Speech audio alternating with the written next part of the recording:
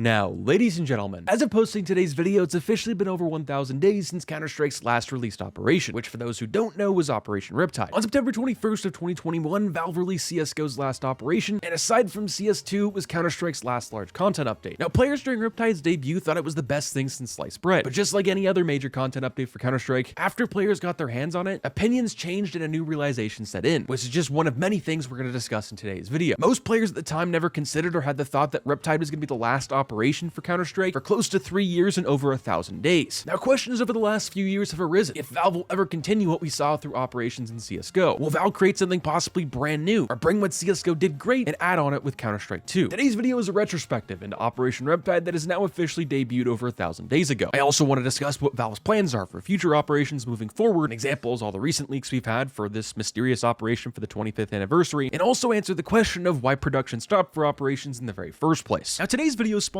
is SkinsMonkey. SkinsMonkey is a buying but most notably trading marketplace, that being for your CS2 items. You can trade off your old skins for something new. All you do is log in with Steam, you start a trade, and any cash remaining goes to your available balance on the site. When it comes to trading an item you don't have enough balance for on the site, SkinsMonkey has a large variety of deposit options. By using my code MANDO, you can get up to a free $5, and by depositing alongside using my code, you get an additional 35% of a deposit bonus. With SkinsMonkey's large variety of skins, they also offer daily, weekly, and monthly giveaways. If interested, the link will be in the top of the description down below. Firstly, for today's video is a deep dive into Operation Riptide, of what went great, what went wrong, and what can be improved on for the future. Now, for those who don't know or have maybe forgotten, Riptide was a continuation of Shattered Web and Broken Fang, the two previous operations. It all started off with Operation Shattered Web in 2019, where it was a complete overhaul of how operations were in the past. Valve introduced stars in the Battle Pass, and on the other hand of things, they heavily focused on skins and less of the gameplay. And really until Operation Broken Fang, they continued adding more content. To this very day, in my opinion, Operation Broken Fang had the best skins, best maps, best modes, most new and important new features that operations have brought to the table. But that's of course subjective in all my opinion. Now, fast forwarding from Operation Broken Fang to Riptide for the most part released out of the blue and right away had some major problems. It was rushed, and aside from the skins and some maps, the operation felt very scrapped together last second. For the first time in operation history for Counter-Strike, Riptide had not included operation missions, otherwise known as co-op missions, from the very start, and these were not added in at a later date. We went the entire time for grinding the Battle Pass without one mission. Those also very much struggled with those with not having them, or at least very many. And this for Operation Riptide was the real shocker. Long story short, Valve focused on skins and microtransactions, but most likely this was the very start of production for Counter-Strike 2. At least that's what I tell myself for the slop that we received. Now, aside from new content for Operation Riptide, Valve also introduced a brand new half-wall on T-Spawn mid of Dust 2. This at the time was out of the blue, like the operation itself. To this day, it's still a debate amongst players if the map would be better off without it. In my opinion, I believe the thought process for the CS devs at the time was they thought this change was going to combat this map being so T-sided, but also mainly the CTs not having to have a smoke practically every round and having to throw a crutch smoke mid so the Ts couldn't see where they were headed or get a quick pick. But within a few weeks of this update being out, players started to realize that playing more aggressive on both the CT and T side was the play. Rushing suicide down mid to get a pick or get intel of either side was definitely more of a motive than it was any other time before. For me, up until this day, I believe this change was done for the benefit of players, but also just for the sake of change, to also hype up the new collection for Dust 2, which I gotta say was pretty good. Valve nailed skins and the collections for this operation. Now, speaking of the changes that Operation Riptide brought to the table, in this exact same update, the day Operation Riptide first debuted, we also got the nerf to the Desert Eagle. This, I believe, was actually one of the last nerfs to Counter-Strike's pistols, breaking one of the most broken metas in the game, that being pistols. First, it was the run and gun Tech 9. Then we had the 5.7, where it was extremely accurate. And lastly was the Desert Eagle. This update made the Desert Eagle no longer a 2-shot body kill. It was more now of a 3 to 4 shot kill, and that also all depended on your connection, but the 1-shot headshot always stayed the same. Shortly after this update, players adjusted, but didn't really like it. It didn't feel normal. But fast forwarding to now, I believe this was the right play and the right update and change for the Desert Eagle, just let alone pistol metas inside Counter-Strike. Now, for players in the current day of Counter-Strike who buy the Desert Eagle, I gotta say they have balls and they aim for the head. Though you have that one guy who buys a Scout or a Deagle every round every once in a while, it doesn't happen every round in every game that you play like you once did. Now, the one thing Riptide did great was the Battle Pass, but even then it had some kinks. It made it the most interface friendly, but that was most likely done, yes, for a quality of life update, but also for the extra cash to go into Valve's pockets. Now, something you should be very aware of as a player and a consumer and maybe investor for Counter-Strike's next operation, which very well could be at any moment now, Riptide, out of any of the 3 new operations, that being Shattered Web, Broken Fang, and also Riptide, were extremely consumer friendly. Operation Riptide was very well known for players that could buy the Battle Pass on multiple accounts, grind out missions for stars, buy cases and then sell them for a solid $1, and trade their way up to an inventory they've always wanted. Now, the best thing to do in that case is, well, to go get a job. You'd make a lot more money, get paid much more by the hour, but that option was still available if you wanted to do so. Now, like we just mentioned, these are things that you gotta remember going into the next operation. The hard truth about features like this going forward is they won't be or barely are going to be profitable. CS as a whole isn't really profitable at some moments. Investing is nowhere where it used to be. The majority of players are now considered vestors from 5-year standards. Practically every single Counter-Strike player nowadays is an investor if you were to ask what the term was just a couple years ago. Players nowadays just buy everything aside from cases. Most things as an investment now are just way too risky, that being new items that release, which that itself could be a completely different commentary for a different time. Now, aside from Operation Riptide, what is Valve doing now, and why did operations halt in the first place? Now, most likely, like we mentioned earlier, I believe Valve started production on Counter-Strike 2, so I believe all hands were on deck for the new project, unless for CSGO. But hey, maybe it wasn't. Maybe Valve just wanted to shake us all for just a few more dollars. Now, very quickly, this is Luke in the Posted It, mainly because I feel like this is going to come off as very harsh. People, for the most part, I don't believe are going to understand my take. Now, a huge question that's been trending the past couple of weeks is what is going to happen going forward? Will operations ever release again? Now, as of recording today's video, it's not necessarily in this script, but on June 20th, there's been more leaks, rumors, and actual data mines that an operation is coming than any other time before in Counter-Strike's history. We're supposedly supposed to get 5 brand new maps, a new case with a new knife, keychains, new chicken animations, and of course, Danger Zone. That was originally rumored to release on Counter-Strike's 25th anniversary, but from what we can tell from the data mines and from what other rumors have been saying, one, it could have already been released by the time this video goes up, then if not then in the next couple of weeks. Now, the wording of operation, that title specifically, who knows if Valve is even going to use that going forward? This next operation could be very close to an operation, but not labeled as one, if that makes any sense. We could get 5 new maps, agent customization, keychains, all the things that have been rumored just to not be called that without the battle pass and some missions. And Valve would probably make just as much money. Now, heading back to the video, it's been said that Valve's plans are to make CS2 as polished as possible long before adding new content, which if that's the case, based off of Valve's interview with PC Gamer over a year ago, we still have a long way to go. We need cheaters gone and sub-tick replaced or improved. Other things to note is that operations in the past always included brand new features to Counter-Strike that tended to stay. So could Valve introduce a new anti-cheat or a new vac system for 2025 or whenever this new operation comes out? Now, what I will say is this: an operation of some nature is coming. With it now being over 1,000 days since Operation Riptide, expectations for the next operation could not be any higher. I think they're Counter-Strike 2 levels of high, but also hype. So I suggest, as you the player and you the viewer of today's video, to just be cautiously optimistic for Counter-Strike's next major update. Now, what do you guys want to see in Valve's next operation for Counter-Strike? Let me know in the comments. I'll catch you guys in the next one. Stay positive, stay sexy. I'm out, guys.